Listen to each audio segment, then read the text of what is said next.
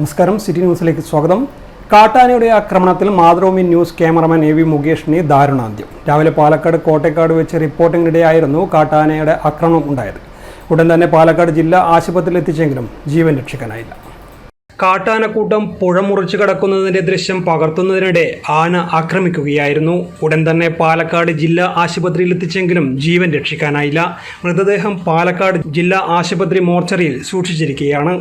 ദീർഘകാലം ഡൽഹിയിൽ ജോലി ചെയ്തിരുന്നു. കഴിഞ്ഞ ഒരു വർഷമായി പാലക്കാട് ബ്യൂറോയിലാണ്. മാതൃഭൂമി.com-ൽ പാർശ്വവൽക്കരിക്കപ്പെട്ട മനുഷ്യരെ അടയാളപ്പെടുത്തുന്ന അതിജീവനം എന്ന കോളം എഴുതിയിരുന്നു. മലപ്പുറം പരപ്പനങ്ങാട് ചെട്ടിപ്പടി സ്വദേശി അബത്താൻ വീട്ടിൽ ഉണ്ണിയുടെയും ദേവിയുടെയും മകനാണ്. ഭാര്യ ടിഷ.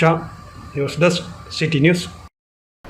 കൂടുതൽ വാർത്തകൾ അറിയുവാൻ സിറ്റി ചാനൽ വാട്സ്ആപ്പ് ഗ്രൂപ്പിൽ ജോയിൻ ചെയ്യുക. ഒപ്പം യൂട്യൂബ് ചാനൽ സന്ദർശിക്കുക. വാർത്തകളിവിടെ അവസാനിക്കുന്നില്ല. മറ്റൊരു വാർത്തയുമായി വീണ്ടും കാണാം. നമസ്കാരം.